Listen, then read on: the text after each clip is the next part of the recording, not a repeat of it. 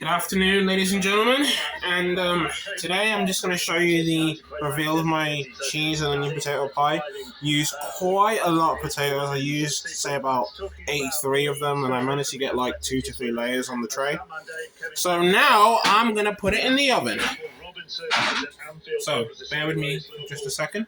I'm going to put that baby in the oven, and then I'm going to do a taste reveal. Good evening.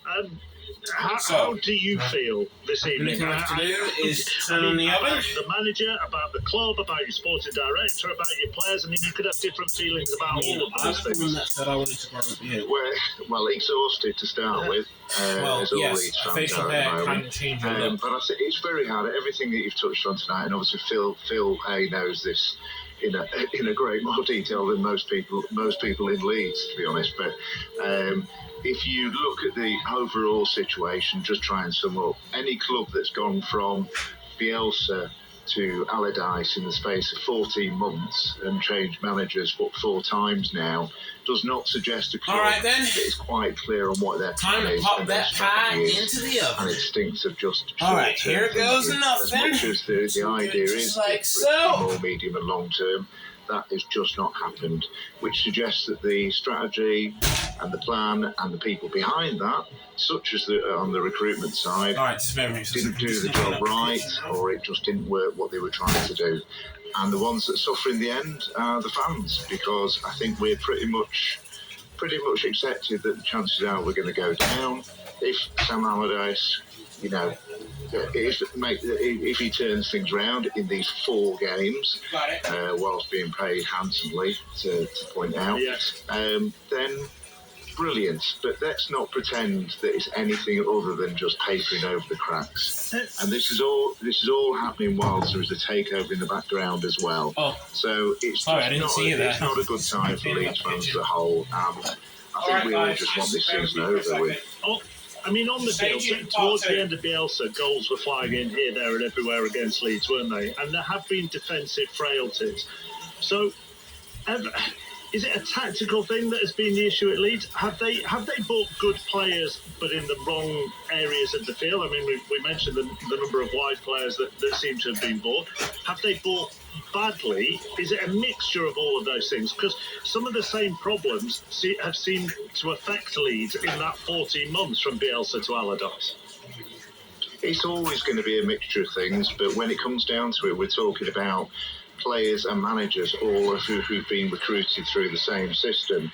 And what we've tended to see is that they go all out in one particular direction. So Bielsa was very focused on wing play, and we brought in some great wingers. And then the next thing you know, we bring in Marsh, and he's focused on the Red Bull model. So we bring in players to around the Red Bull model.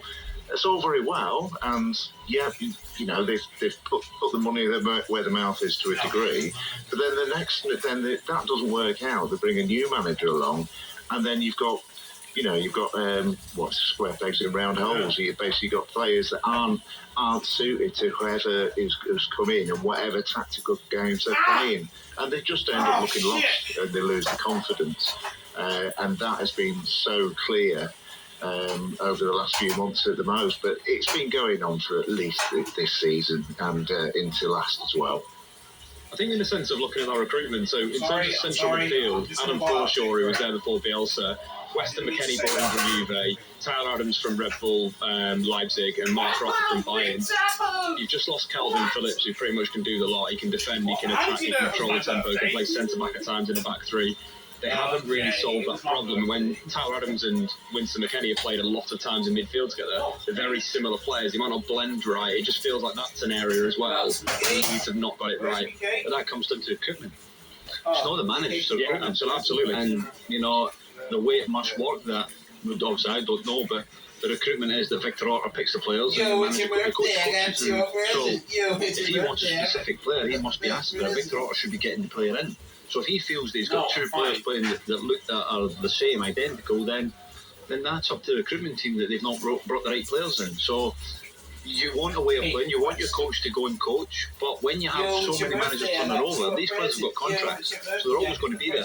And it's happened at clubs, where 2 or 3 managers there and they still got the same players from 3 years ago because the contract's still there. Everton the same. Everton exactly the same.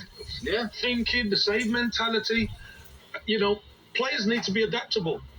Problem is, some of them aren't good enough. But also, if you're and the clubs that you mentioned, Stoke and Everton, they have sporting directors as well. Sporting directors, Adam Crafton's written a piece on this on the Athletic at the moment. But sporting directors aren't just, hey, look, I can wheel and deal in players. If you're a sporting director, you are meant to create a whole vision and a strategy for your sporting organisation. Therefore, if you are signing wide players because Bielsa played with width and wanted those, your next managerial appointment should also be a manager who likes to play with width. Otherwise, you're completely screwing your club. Exactly. But you might bring a coach in to play wingers, but doesn't like the wingers that play in that team, and they've got 3 years left in the contract. So then you have to turn them over. But these players, then in your recruitment with your managers, you go, look, these are on 3-year contracts. We can't move them. Are you able to work with them? Yeah. If they say no, you don't appoint the manager. Exactly. Yes. So there's just a lot of complication, right? You say, doesn't work like that, though, does it, Charlie? No. It doesn't work like that. If the key is trying to get somebody into your it's hard to get a manager into your football club.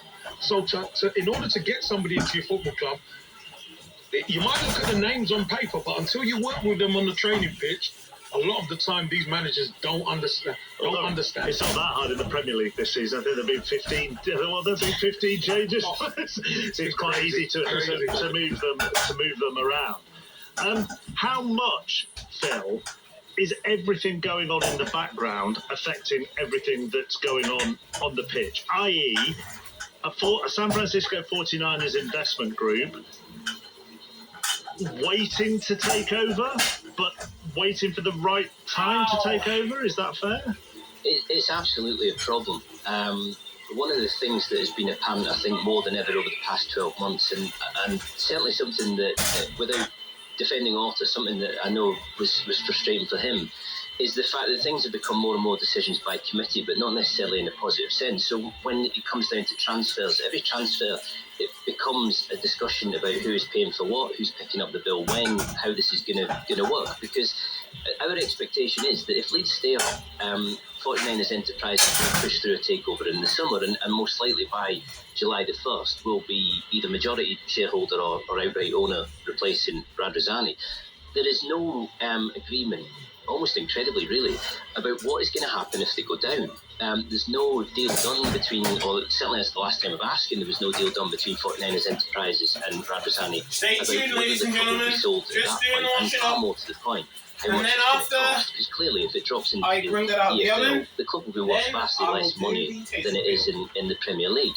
I don't think you would see 49ers Enterprises exit because they've got 44%, and that would be quite expensive to buy. But does Radrizzani stick around? I mean, a few people have suggested to me that he might, because if he can use parachute payments and money from player sales, and it has to be said that there is some resale value in this squad, without a doubt. You know, that's hardly a consolation to people if you're getting relegated, but there would be ways of raising money.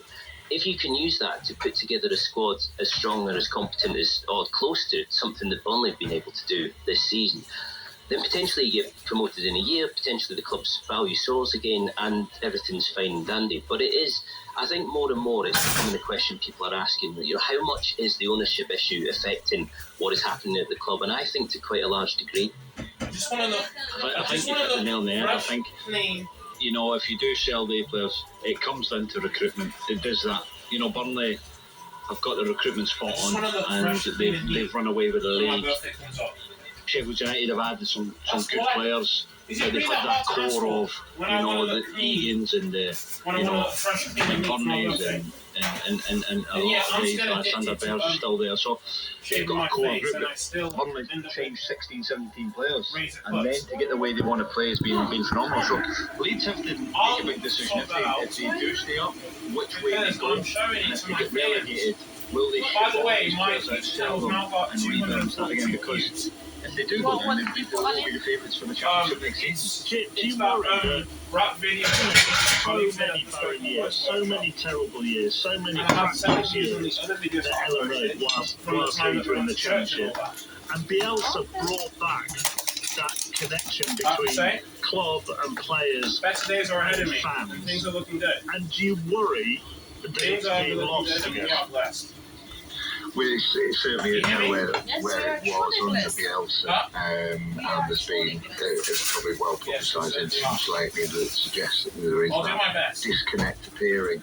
But to be honest, the players that there are disconnects with are mostly ones that haven't really connected properly with the fans yet. Anyway, and the chances are, even if we stay up, to be honest, there's going to be a mass overhaul of the team, of the players, and so on. As Leeds fans, there is a reason that we go on about Bielsa and why he's held in such high esteem.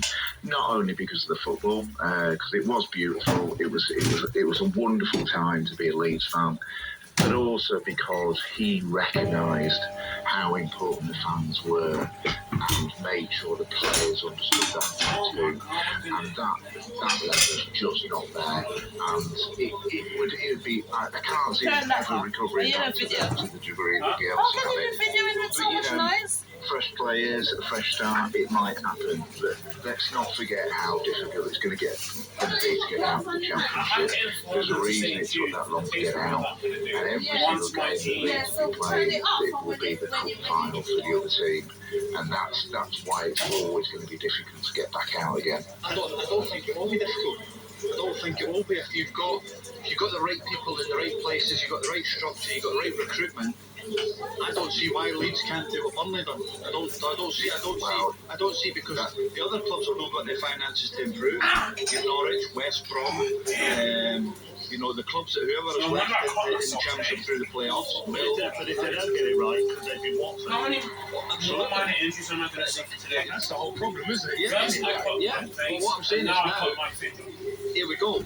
Is Sam going as a technical director, and he oversees things now and sees what's going on, and Radhansani, if he's still the owner or the 49ers come out, he's their man in terms of he'll be the technical director of what goes in. He's got experience, and they put a coach in that they think is right for Leeds United in terms of do they go with a British manager and they know what Leeds is all about and things like that. We don't know, but that's a possibility. This is such a huge summer, Phil, finally. Not just for Leeds, but and joking about the number of managerial appointments. I mean, you look at all the interim managers, you look at the possibilities. There is going to be an almighty bonfire for probably the same few names for clubs at a certain level. And if you haven't got your structure right behind the scenes, you're going to lose out on several of your targets. Absolutely, and if the intended coach asks is, well, who's going to be the director of football? There's the job that you need to fill, and those become more and more difficult to get the right person because the right people are so sought after. I mean, Allardyce himself today, he was really surprised to get a call from Leeds at this stage because he assumed, probably fairly, that the culling was done at this point. There's only 3 weeks to go, but lo and behold, somebody does need does need a manager. And he's the one.